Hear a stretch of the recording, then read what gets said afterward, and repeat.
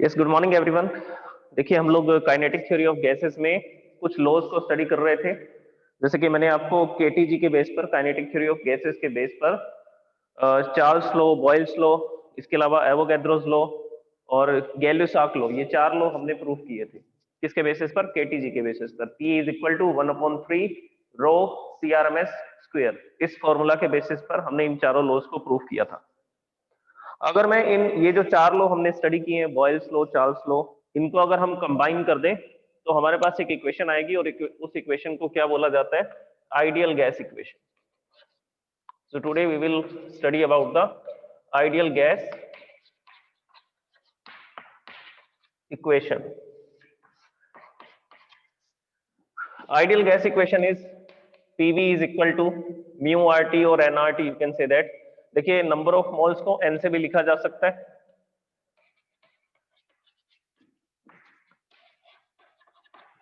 अभी तक जो भी मैंने आपको आइडियल गैस इक्वेशन बताई थी उसमें नंबर ऑफ मोल को हमने N से लिखा था। लेकिन एनसीईआरटी बुक के अंदर, इस चैप्टर के अंदर नंबर ऑफ मोल्स को किससे लिखा गया? नंबर ऑफ मोल्स को म्यू से लिखा गया। This is the symbol of mu. Okay, तो आप इसको N से या म्यू से लिख सकते हैं। एनीवेज, हम इसको म्यू से यूज करेंगे क्योंकि N जो सिंबल है वो हम लोग नंबर डेंसिटी के लिए यूज करेंगे। N जो सिंबल है वो अभी हम लोग किसके लिए यूज करेंगे? नंबर डेंसिटी के लिए। तो नंबर ऑफ मोल्स को मैं किस में लिखने वाला हूँ? म्यू में लिखने वाला हूँ। So PV is equal to mu RT। This is ideal gas equation. ये आइडियल गैस इक्वेशन है। अच्छा, आइडियल गैस क्या होती है? आइडियल गैस वो गैस होती है जो इन सब लॉज को क्या करती है? ओबे करती है। जो भी हमने लॉ पढ़े, Boyle's law, Charles law, Avogadro's law, Gay Lussac law, ये सारे लॉज को ओबे करेगी, उसको आइडियल गैस बोला जाता है। और आइडियल गैस की कुछ प्रॉपर्टीज ये भी थी कि उनके बीच में फोर्स ऑफ अट्रैक्शन नहीं होते हैं, किसी भी तरह के इंटरेक्शंस नहीं होते हैं एक्सेप्ट कॉलिजन। कॉलिजन करेंगे तभी इंटरेक्शंस होंगे, अदरवाइज उनके बीच में कोई भी इंटरेक्शंस नहीं होंगी। ओके, तो ये थी ideal gas equation. PV is equal to mu RT। अब हम क्या करेंगे? इस इक्वेशन को थोड़ा चेंज भी कर सकते हैं। कैसे चेंज कर सकते हैं? तो मैंने आपको कुछ वैल्यूज बताई थी, आर की वैल्यू। यहाँ पे ये पैरामीटर्स हमें पता है क्या क्या है। P is the pressure of the gas, V is the volume of the gas, mu is the number of moles of the gas, कि आपने कितने मोल गैस एक्सपेरिमेंट में यूज की है। R is the universal gas constant which is 8.31 joule पर मोल पर kelvin. T is the temperature of the gas when it's pressure and volume is PV। जब इसकी प्रेशर वॉल्यूम PV होगी तो उस समय पर टेम्परेचर रहेगा T। इसके लिए हम लोग एक ग्राफ भी स्टडी करेंगे अभी, लेकिन इस फॉर्मूला को हम थोड़ा चेंज करना चाहते हैं। आर की जगह पर हम लोग क्या लिख सकते हैं? आर की जगह पर हम लोग KB_NA लिख सकते हैं। KB.NA। NA Avogadro's number, KB is the Boltzmann constant. तो ये इक्वेशन हम लोग यूज करेंगे हेयर। और इसकी वैल्यू क्या होती है? आर की वैल्यू 8.31 जूल पर मोल per Kelvin. This is the value of R. Here KB is Boltzmann constant,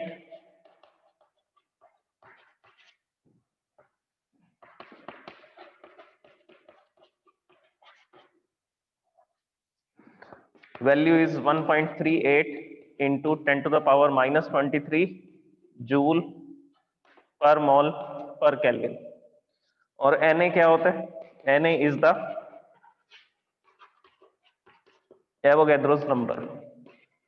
अभी इस इक्वेशन को चेंज करेंगे, फिर हम कुछ ग्राफ को डिस्कस करते हैं कि ग्राफ के थ्रू हमारे पास किस टाइप के क्वेश्चंस आएंगे और हम लोग उन क्वेश्चंस को कैसे सॉल्व करेंगे। नीट के अंदर ग्राफ से रिलेटेड क्वेश्चंस आते हैं इसके आइडियल गैस इक्वेशन के, तो वो ग्राफ आपको समझना जरूरी होगा। The value of Avogadro's number is 6.022 into 10 to the power 23 particles और मॉलिक्यूल्स। ओके, तो ये वैल्यू हम लोग इस इक्वेशन में पुट कर देते हैं। इस इक्वेशन में जैसे ही पुट करेंगे तो देखिए क्या इक्वेशन हमारे पास आ जाएगी। PV is equal to mu, R को लिख देते हैं Kb Na and multiply by T। Okay, mu की वैल्यू भी हम लोग पुट कर सकते हैं number of moles. Number of moles क्या होते हैं? Number of particles divide by Avogadro's number. ये केमिस्ट्री के अंदर आपने फॉर्मूला स्टडी किए होंगे। Number of moles is equal to number of particles divide by Avogadro's number. तो इस वैल्यू को हम लोग इस इक्वेशन में पुट कर देते हैं। तो ये वैल्यू जैसे ही मैं इस इक्वेशन में पुट करूंगा, देखिए नेक्स्ट इक्वेशन क्या हो जाएगी? PV is equal to n upon Na। Mu की वैल्यू पुट कर दी, number of particles divide by Avogadro's number. This is Boltzmann constant, Avogadro's number, and T is the temperature of the gas. अब देखिए ये Na से Na cancel हो जाएगा, Avogadro number से एवोगैड्रो नंबर को हमने कैंसिल कर दिया। तो फॉर्मूला क्या बन जाएगा? PV is equal to N Kb T। N is the number of particles. Here N is the number of molecules of gas or number of particles, you can say that number of molecules. तो ideal gas equation को इस तरह से भी लिखा जा सकता है। PV is equal to mu RT लिख सकते हैं। अगर नंबर ऑफ पार्टिकल्स गिवन होंगे तो क्या लिखा जाएगा? PV is equal to number of particles N KBT। ये भी लिखी जा सकती है, ये भी आइडियल गैस इक्वेशन है। अच्छा, इस इक्वेशन को एक तरीके से और भी लिख सकते हैं। ये वॉल्यूम को मैं यहां पर ले आता हूं, इधर मल्टीप्लाई में यहां आएगा तो डिवाइड में आ जाएगा। तो इस इक्वेशन को लिख देंगे PV is equal to N upon V KBT। N upon V KBT। ये N अपॉन V क्या होता है? यही तो नंबर डेंसिटी है। नंबर डेंसिटी मतलब पर यूनिट वॉल्यूम में कितने मॉलिक्यूल्स है, पर यूनिट वॉल्यूम में कितने मॉलिक्यूल्स है। जैसे हमारे पास ये एक कंटेनर था, इस कंटेनर के अंदर ये मॉलिक्यूल्स ऐसा इसमें फैले हुए हैं, टोटल 100 मॉलिक्यूल्स है। इसके अंदर कितने मॉलिक्यूल्स हैं? 100 मॉलिक्यूल्स हैं। और इसकी वॉल्यूम कितनी है? इसकी वॉल्यूम है 100 मीटर क्यूब। ये जो कंटेनर लिया इसकी वॉल्यूम है 100 मीटर क्यूब और 100 मॉलिक्यूल्स हैं पूरे कंटेनर में। तो मैं आपसे पूछता हूं कि 1 यूनिट वॉल्यूम में कितने मॉलिक्यूल्स होंगे? 1 यूनिट वॉल्यूम में, टोटल वॉल्यूम है 100 मीटर क्यूब, तो 1 यूनिट वॉल्यूम में कैसे निकालोगे? हम लोग लिखेंगे number of particles divide by volume, 100 molecules divide by 100 metre cube. तो ये कैंसिल हो जाएगा, तो क्या आएगा? एक मॉलिक्यूल है कितने मीटर क्यूब में? पर मीटर क्यूब में। So this is the number density. Number density क्या होगा? द नंबर ऑफ मॉलिक्यूल्स पर यूनिट वॉल्यूम। बस सिंपली आप इतना याद रखिए। तो हम लोग N अपॉन V की जगह क्या लिख सकते हैं? नंबर डेंसिटी लिख सकते हैं। Number of molecule divide by volume में क्या लिख सकते हैं? इसको हम लोग बोल सकते हैं नंबर डेंसिटी। और नंबर डेंसिटी की डेफिनेशन आपको समझ आ गई, नंबर ऑफ मॉलिक्यूल पर यूनिट वॉल्यूम। तो आइडियल गैस इक्वेशन को ऐसा भी लिखा जा सकता है, P is equal to small n KBT। P is equal to small n KBT। ये फॉर्मूला कब काम आएगा? जब हम लोग मीन फ्री पाथ की कैलकुलेशन करेंगे, जब हम लोग ये पता लगाएंगे कि एक मॉलिक्यूल कितने डिस्टेंस ट्रेवल करता है कोलिजन से पहले। उस कैलकुलेशन में हम लोग इस इक्वेशन को यूज कर सकते हैं, PV is equal to N KBT। Okay, तो आइडियल गैस इक्वेशन को ऐसे भी लिखा जा सकता है। दूसरा हमारे पास ये मेथड था इसको लिखने का, बोल्ट्जमैन कांस्टेंट की टर्म्स में, N number of molecules KBT, ऐसा भी लिख सकते हैं। तीसरा ये तरीका भी आइडियल गैस इक्वेशन को लिखने का, P is equal to N KBT। N is the number density, N is the number density, number of molecule पर यूनिट वॉल्यूम। ओके, अच्छा अब हम लोग इसके ग्राफ को डिस्कस करते हैं कि आइडियल गैस इक्वेशन का ग्राफ कैसा आना चाहिए।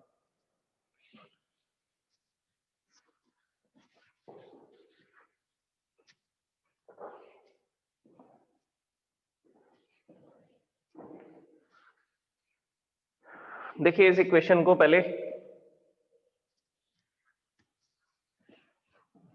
इस तरह से लिखते हैं हम लोग,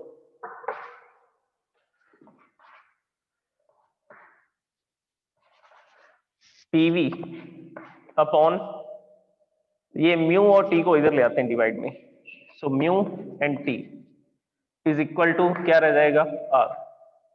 तो किसी भी गैस के लिए, किसी भी आइडियल गैस के लिए आइडियल गैस के लिए PV upon mu T is always constant, PV upon mu T is always constant. अगर प्रेशर, ये हमेशा इसकी वैल्यू कितनी आएगी, 8.31 जूल पर मॉल पर kelvin. This is the value of this equation. अब मान लो किसी कंटेनर के अंदर हमने किसी गैस को यहाँ पर फिल किया, इस समय पर इसके प्रेशर वॉल्यूम टेम्परेचर क्या थे, इसका प्रेशर था P1, वॉल्यूम थी V1 और टेम्परेचर है T1। और यहाँ पर हमने कितनी गैस फिल की है, तो आंसर है 2 मोल या 1 मोल। चलो 1 मोल लिख देते हैं, 1 मोल लिख देते हैं तो ये म्यू को 1 लिख दिया जाएगा, तो ये बन जाएगा PV अपॉन T। तो अभी इसका प्रेशर वॉल्यूम टेम्परेचर है P1 V1 T1। अब हमने इसको हीटअप किया तो इसका प्रेशर हो गया P2, वॉल्यूम होगी V2 और टेम्परेचर हो गया T2। तो इनका जो रेशो होगा, यहां पर मैं लिखूंगा, पहले प्रेशर था P1, तो जब प्रेशर P1 था वॉल्यूम V1 थी और उस समय पर टेम्परेचर था T1, तब भी हमने इन सारी वैल्यूज को पुट किया, वो किसके इक्विवेलेंट आया, 8.31। फिर उसके बाद हमने गैस को गर्म किया, उसका प्रेशर हो गया P2, वॉल्यूम बढ़ गई और V2 हो गई, उसके बाद में टेम्परेचर हो गया T2। फिर से हमने इनको वैल्यूज को इस फॉर्मूला में पुट किया, फिर से किसके बराबर आया, 8.31। तो आइडियल गैस इक्वेशन के लिए क्या होना चाहिए, आइडियल गैस इक्वेशन के लिए कोई भी प्रेशर वॉल्यूम और टेम्परेचर होगा, तो हम जब इस फॉर्मूला में वैल्यूज पुट करेंगे, सॉल्व करेंगे, तो रिजल्ट 8.31 ही आएगा। तो रिजल्ट कितना आएगा, 8.31। ओके, तो इसके बेसिस पर हम लोग क्या करते हैं, ग्राफ बनाते हैं।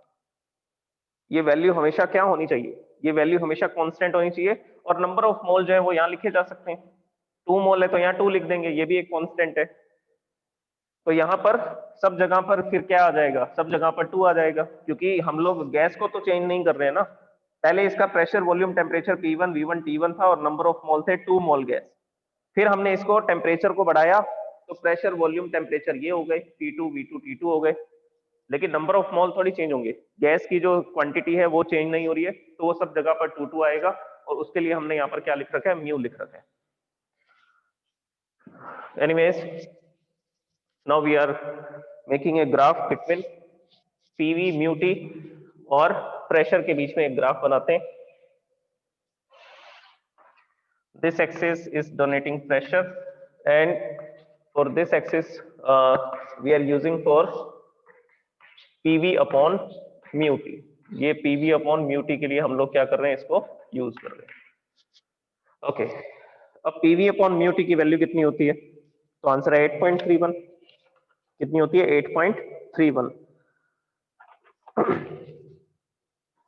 तो यहां पर वैल्यू थी 0, ये 1 2 3 4 5 6, और यहां पर कोई 8.31, ये वाली वैल्यू, दिस वन, इसको हम लोग R बोलते हैं। PV अपॉन म्यू टी बोल दो या इसको R बोल दो, तो ये PV अपॉन म्यू टी की वैल्यू है कितनी, 8.31।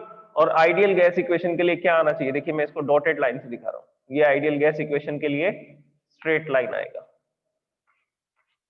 because it is always a constant whatever the pressure, temperature or volume of the gas। Pressure, temperature और वॉल्यूम कुछ भी हो, ये इनका जो रेशो होगा वो हमेशा R आएगा, कांस्टेंट आएगा, तो ये ग्राफ जो है स्ट्रेट लाइन ग्राफ आएगा। ये 8.31 रहेगी वैल्यू हमेशा। तो ये वाला जो ग्राफ है ये किसके लिए, ये तो आइडियल गैस के लिए, जो डॉटेड लाइन का ग्राफ बनाया है वो आइडियल गैस के लिए बनाया है, स्ट्रेट लाइन ग्राफ है। लेकिन जो एक्चुअल गैसेस होती हैं उनका ग्राफ जो है वो स्ट्रेट लाइन नहीं होता, उनका जो ग्राफ होगा वो हमें कैसा नहीं मिलेगा, वो स्ट्रेट लाइन ग्राफ नहीं मिलेगा। तो वो ग्राफ कैसे होंगे उसको डिस्कस करते हैं। ओके, तो वो ग्राफ कुछ इस तरह के मिलेंगे, जैसे ये फर्स्ट गैस है, हाइड्रोजन, नाइट्रोजन, इस तरह की गैसेस के ग्राफ हैं ये वाले। सेकंड, और ये थर्ड ग्राफ। जो फर्स्ट ग्राफ है उसके लिए टेम्परेचर है T1, सेकंड ग्राफ के लिए टेम्परेचर है T2, थर्ड ग्राफ के लिए टेम्परेचर है T3। ओके, तो यहां पर सबसे अच्छा आइडियल गैस का बिहेवियर कौन सी गैस का होगा, फर्स्ट गैस का, सेकंड का या थर्ड का।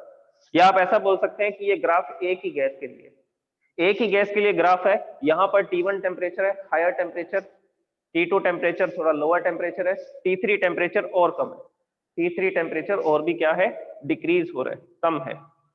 ओके, तो इसके बेसिस पर हम लोग ये बताएंगे कि ये वाला जो ग्राफ है, देखिए जिसको मैं डार्क कर रहा हूं यहाँ पर, दिस ग्राफ, ये जो ग्राफ है ये आइडियल गैस बिहेवियर को रिप्रेजेंट कर रहा है अप्रोक्सीमेटली, लगभग लगभग ये इस स्ट्रेट लाइन के आसपास है, जो मैंने डॉटेड लाइन बनाई है आइडियल गैस की, उसके आसपास आएगा ये वाला ग्राफ, T1 ग्राफ। तो इसमें हम लोग ये लिखेंगे कि कोई भी गैस होगी जो किस पर होगी, लो प्रेशर। देखो ये वाली जो लाइन है ये किसको बता रही है, ये प्रेशर को बता रही है। तो यहां पर ये जीरो प्रेशर था, इससे थोड़ा सा आगे आए तो ये प्रेशर थोड़ा इंक्रीज हुआ, तो अप्रोक्सीमेटली लो प्रेशर है। जैसे जैसे प्रेशर बढ़ेगा ये जो ग्राफ है ये थोड़ा डाउनवर्ड आता जा रहा है, तो इसका बिहेवियर जो है वो आइडियल गैस की तरह नहीं रहेगा। तो हमें प्रेशर कैसा रखना पड़ेगा, लो प्रेशर रखना पड़ेगा। तो लो प्रेशर यहां पर रहेगा, इसके आसपास, यहां से लेकर यहां तक इतना ये लो प्रेशर है। और टेम्परेचर कैसा है, and at high temperature the gas behaves as ideal gas।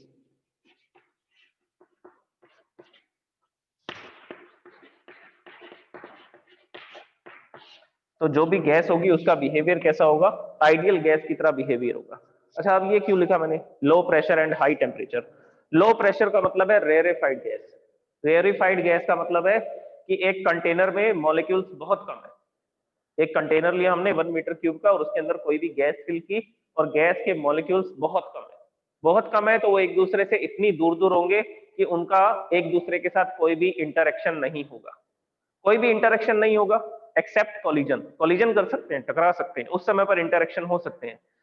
Otherwise otherwise जो आपने ये रेरिफाइड गैस ली है जिसमें पार्टिकल्स बहुत दूर दूर हैं, ये एक दूसरे पर किसी भी तरह का क्या नहीं लगा रहे, अट्रैक्शन रिपल्शन नहीं लगा रहे, और इनके जो कॉलिजन्स हैं वो इलास्टिक कॉलिजन्स हैं।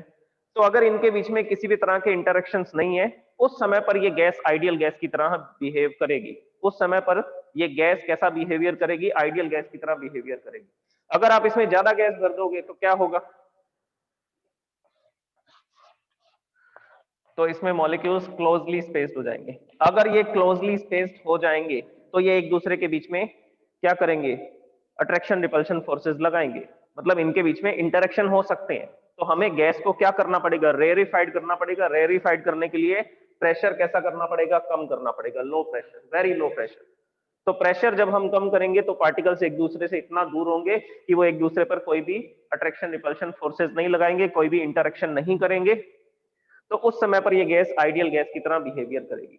और टेम्परेचर ज्यादा क्यों रखेंगे, क्योंकि टेम्परेचर जब ज्यादा होगा तो ये एक दूसरे के आसपास से इतनी तेजी से जाएंगे कि फिर से क्या होगा, एक दूसरे पर अट्रैक्शन रिपल्शन को एक्सपीरियंस नहीं कर पाएंगे। अब जैसे एक पार्टिकल ये था, दूसरा ये है, तीसरा ये है, ये पार्टिकल इन दोनों के बीच में से ऐसा जाने वाला है। अगर ये धीरे धीरे जाएगा तो ये दोनों पार्टिकल्स इस पर अट्रैक्शन रिपल्शन लगा सकते हैं, तो इनके बीच में इंटरेक्शन हो सकता था। इसीलिए टेम्परेचर को ज्यादा रखेंगे, इसके पास इतनी काइनेटिक एनर्जी होगी, इतनी एनर्जी होगी कि ये इतनी हाई वेलोसिटी से इसको क्रॉस करके चला जाएगा कि ये इस पर कोई भी इंटरेक्शन, इनके बीच में किसी भी तरह का इंटरेक्शन हो ही नहीं पाएगा। तो कोई भी गैस आइडियल गैस की तरह बिहेवियर कब करेगी, कोई भी गैस आइडियल गैस की तरह बिहेवियर कब करेगी, तो आंसर है at low pressure at high temperature. ये वो रीजन है, ये वाली वो जगह है, दिस वन। तो जब प्रेशर कम था, जीरो के आसपास था, और टेम्परेचर बहुत ज्यादा था, उस समय पर इसका बिहेवियर आइडियल गैस की तरह है। जैसे जैसे प्रेशर बढ़ता जा रहा है इसका बिहेवियर आइडियल गैस की तरह नहीं रहता। और टेम्परेचर कम करते हैं तो फिर आइडियल गैस की ये जो स्ट्रेट लाइन हमने ड्रॉ की है इससे इसका ग्राफ दूर चला जाता है, और टेम्परेचर कम करते हैं तो और दूर चला जाता है ग्राफ। फिर इसका मतलब क्या हुआ, प्रेशर बढ़ चुका है, प्रेशर इंक्रीज हो चुका है, नंबर ऑफ पार्टिकल्स जो है कंटेनर में इंक्रीज हो चुके हैं, और टेम्परेचर जो है वो डिक्रीज कर दिया। तो उस समय पर इसका बिहेवियर आइडियल गैस के बिहेवियर की तरह नहीं है। So this is ideal gas behaviour, ये आपको याद रखना है, ये सबसे इंपॉर्टेंट बात है। लो प्रेशर पे, हाई टेम्परेचर पे अ गैस behaves as an ideal gas. कोई भी गैस कैसा बिहेव करेगी, आइडियल गैस की तरह बिहेव करेगी, पार्टिकल्स दूर दूर होंगे, हाई वेलोसिटी से चलेंगे, उस समय पर वो आइडियल गैस मानी जा सकती है। उस समय पर वो आइडियल गैस क्या की जा सकती है, मानी जा सकती है। ओके, नेक्स्ट सुनिए। अच्छा, अब हम इसके ग्राफ डिस्कस करते हैं। जो नीट में क्वेश्चंस आते हैं इसके ग्राफ से रिलेटेड, तो वो ग्राफ डिस्कस कर लेते हैं, बॉयल्स लॉ, चार्ल्स लॉ के जो ग्राफ है। तो देखिए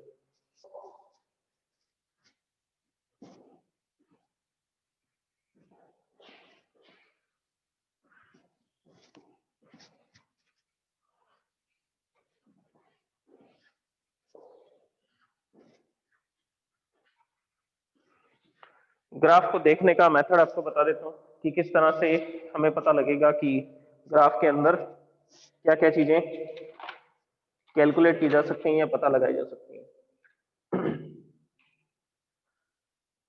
किसी भी गैस के लिए एक ग्राफ गिवन है। फर्स्ट ग्राफ देखिए,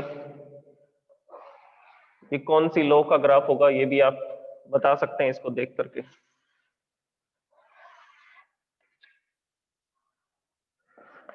जीरो।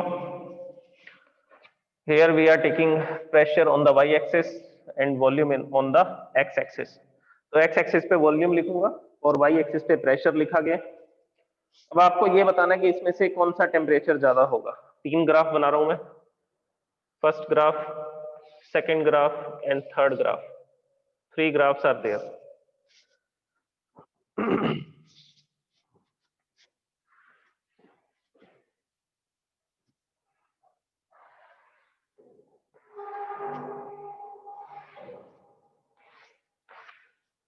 ये तीन ग्राफ है, यहां पर टेम्परेचर लिखा गया है T1, T2 and T3। Now the question is find out which temperature is highest and which one is lowest according to graph।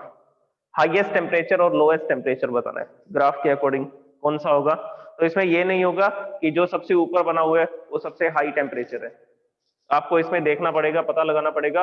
अगर मैं यहां पर इन एक्सिस को बदल दूंगा, प्रेशर इस जगह पर लिख दूंगा, वॉल्यूम उस जगह पर लिख दूंगा, तो ये वाला प्रेशर, ये वाला जो टेम्परेचर होगा वो सबसे हाईएस्ट हो जाएगा।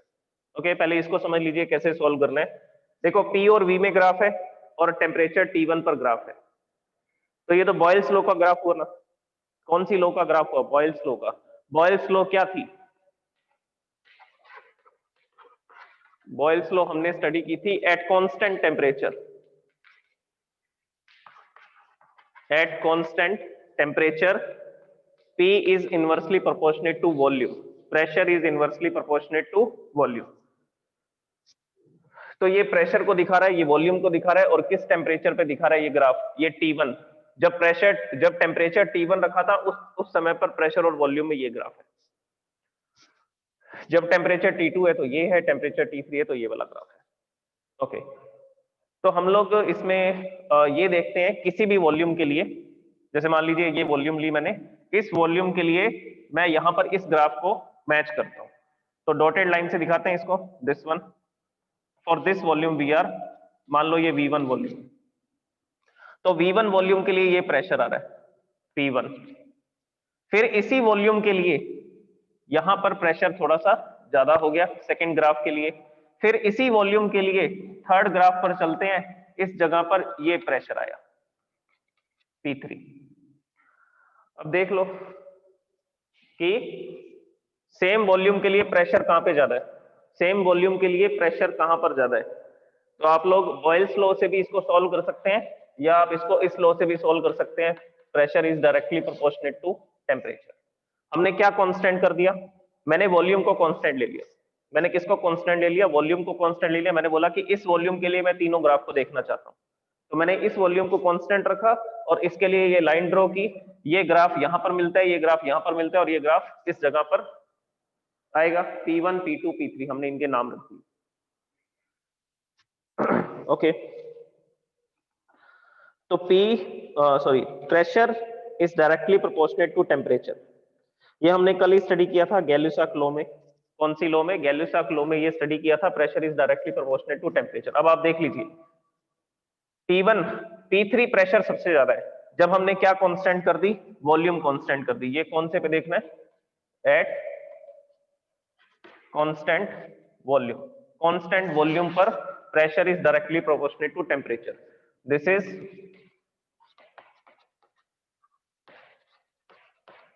गैल्यूसॉक्स लॉ। ओके, तो देखिए T1 टेम्परेचर पर प्रेशर सबसे ज्यादा है। अगर टेम्परेचर सबसे ज्यादा है, अगर प्रेशर सबसे ज्यादा है तो टेम्परेचर भी क्या होगा, सबसे ज्यादा होगा। इसके बाद में T2 टेम्परेचर पर प्रेशर थोड़ा सा कम है और T3 टेम्परेचर पर प्रेशर और कम है। तो हमने वॉल्यूम को कांस्टेंट रखते हुए ये पता लगा लिया कि सबसे ज्यादा प्रेशर कहां पर था। सबसे ज्यादा प्रेशर इस पॉइंट पर है, P3 पॉइंट पर, और ये P3 पॉइंट इस ग्राफ को इस जगह पर मिलता है जब वॉल्यूम क्या है, V1 है। So this temperature is the highest. तो यहां पर इसका सॉल्यूशन क्या होगा, T1 is the highest temperature, उसके बाद T2 आएगा और सबसे लोएस्ट टेम्परेचर जो होगा वो T3 होगा। This is the solution of the graph. और ये ग्राफ हमने कैसे देखा, ये ग्राफ हमने कैसे देखा, तो आंसर है वॉल्यूम को कांस्टेंट रख करके देख लिया। वॉल्यूम को कांस्टेंट रख करके देखा, प्रेशर सबसे ज्यादा इस पॉइंट पर था, इस पॉइंट पर अगर सबसे ज्यादा प्रेशर है तो इसका मतलब टेम्परेचर भी यहां पर सबसे ज्यादा होगा अकॉर्डिंग टू गैली-लॉक लॉ। ओके, इसके बाद में अच्छा अगर मैं इसके पैरामीटर्स चेंज कर दूं, कर ही देते हैं। T1 हाईएस्ट आ रहा है, T3 लोएस्ट आ रहा है। अब पैरामीटर्स को चेंज करते हैं, ग्राफ यही रखूंगा, प्रेशर की जगह वॉल्यूम लिख देंगे और वॉल्यूम की जगह प्रेशर लिख देंगे। तो इस एक्सिस पे मैंने लिख दिया वॉल्यूम, और यहां पर ये जो एक्सिस है, इस एक्सिस पे लिख दिया हमने प्रेशर। ओके, अब आपको बताना है कौन सा टेम्परेचर सबसे ज्यादा है, कौन सा टेम्परेचर सबसे ज्यादा है। तो हम लोग इसी लॉ का यूज कर लेते हैं इसको देखने के लिए। कांस्टेंट वॉल्यूम पर अलग अलग प्रेशर देख लेते हैं और प्रेशर के अकॉर्डिंग हम लोग टेम्परेचर को बता देंगे। ओके, तो ये वाली वॉल्यूम लेते हैं हम लोग, दिस वन वॉल्यूम। इस पॉइंट पर वॉल्यूम ले रहे हैं, ये वॉल्यूम पर कितना प्रेशर था, P1। इस वॉल्यूम पर ये प्रेशर था P2, और इसी वॉल्यूम पर यहां पर प्रेशर आ रहा है P3। फिर से देख लो क्या चीज आएगी, फिर से क्या देखने को मिला इस ग्राफ में, इस ग्राफ में फिर से ये देखने को मिला कि कांस्टेंट वॉल्यूम पर प्रेशर सबसे ज्यादा कहां पर है। जैसे जैसे इस तरफ बढ़ेंगे वैसे वैसे प्रेशर क्या होगा, इंक्रीज होगा। तो P3 pressure is highest, P3 pressure highest है, तो इसका मतलब ये टेम्परेचर भी क्या होगा, हाईएस्ट होगा। और इसी वॉल्यूम पर प्रेशर P2 है, प्रेशर कम क्यों है, क्योंकि टेम्परेचर कम हो गया। फिर इसी वॉल्यूम पर प्रेशर और कम हो गया, क्यों कम हो गया, क्योंकि टेम्परेचर और कम हो गया। तो यहां पर फिर से इस ग्राफ का आंसर होगा T1 is the highest temperature, then T2, then T3 is the lowest temperature. तो ये हाईएस्ट टेम्परेचर का ग्राफ है, ये लोएस्ट टेम्परेचर का ग्राफ है फिर से। ओके, तो इस तरह से देख सकते हैं हम लोग इस ग्राफ को। एक ग्राफ और है, देखिए वो ग्राफ हम लोग बनाते हैं वॉल्यूम और टेम्परेचर में। चार्ल्स लॉ का ग्राफ बनाते हैं, कांस्टेंट प्रेशर पर वॉल्यूम टेम्परेचर का ग्राफ होगा।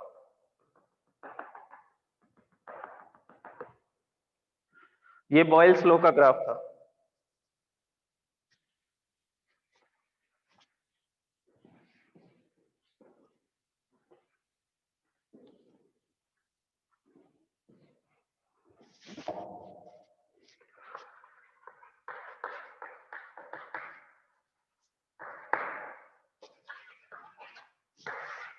चार्ल्स लॉ का ग्राफ देखिए क्या है, volume is directly proportionate to temperature at constant pressure, pressure constant रखना है। तो उसके लिए हम लोग इस ग्राफ को देखते हैं, सेकंड ग्राफ। एक एक्सिस पे टेम्परेचर लिखते हैं और एक एक्सिस पे वॉल्यूम को लिखते हैं। Here I am writing temperature on this y axis and on the x axis we are using volume, we are writing volume. Okay, अब तीन ग्राफ बनाता हूं मैं। अब आपको इसमें हाईएस्ट और लोएस्ट प्रेशर बताना होगा। तो ये पहला ग्राफ है, ये दूसरा ग्राफ है और ये तीसरा ग्राफ है। This is pressure P1, this is pressure P2, this is pressure P3। ध्यान से देख लीजिए, इस तरह का ग्राफ मिलेगा आपको। कौन सी लॉ के लिए, चार्ल्स लॉ के ग्राफ इस टाइप के होते हैं, इस तरह के ग्राफ होते हैं। बॉयल्स लॉ का ग्राफ अभी मैंने आपको बता दिया था, प्रेशर और वॉल्यूम का जो ग्राफ था। तो ये चार्ल्स लॉ के ग्राफ है। जब प्रेशर को P1 रखा गया, कांस्टेंट रखा गया, उस समय पर वॉल्यूम और टेम्परेचर में ये ग्राफ बन रहा है। जब प्रेशर को P2 रखा गया है उस समय पर वॉल्यूम और टेम्परेचर में ये ग्राफ है, और जब प्रेशर को P3 रखा गया है उसके लिए तीसरा ग्राफ दे रखा है जिसको हमने P3 से डोनेट किया है।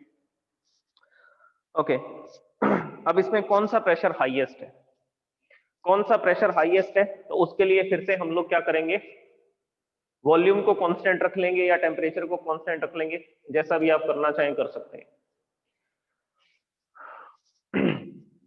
चलो हम लोग इसको टेम्परेचर को कांस्टेंट रखें।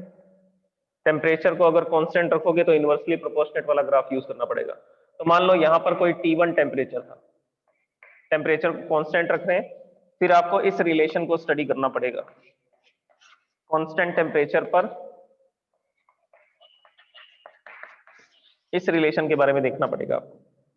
तो चलो पहले टेम्परेचर कांस्टेंट है, इस टेम्परेचर पर ये प्रेशर है T1 और ये वॉल्यूम है V1, this is the volume V1, और इसी टेम्परेचर पे ये ग्राफ कहीं यहां जाकर के मिलेगा, इसको आगे बढ़ा देते हैं और इस ग्राफ को भी हमें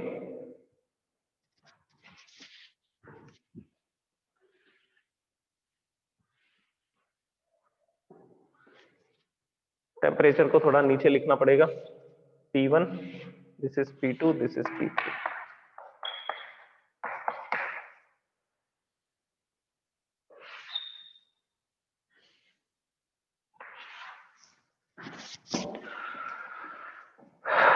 तो ये वाला टेम्परेचर लेते हैं, this one,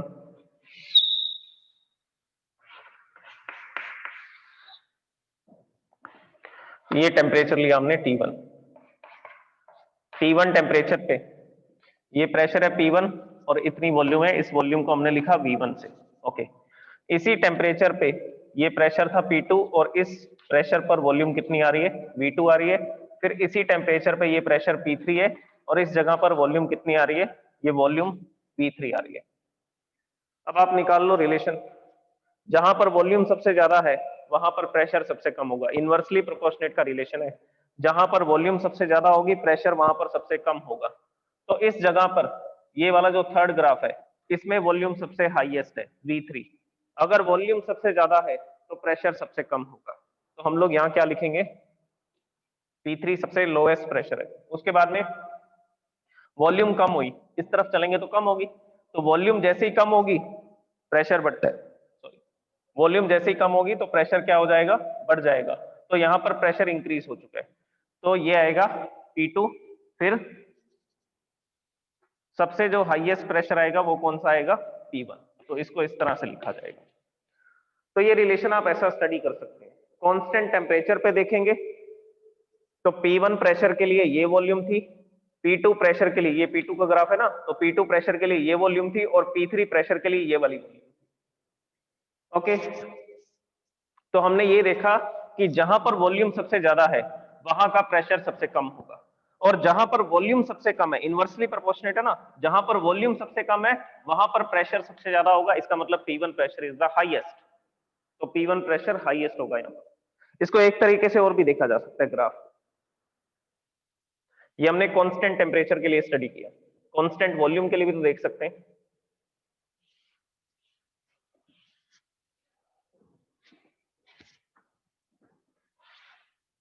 P1, P2 and P3,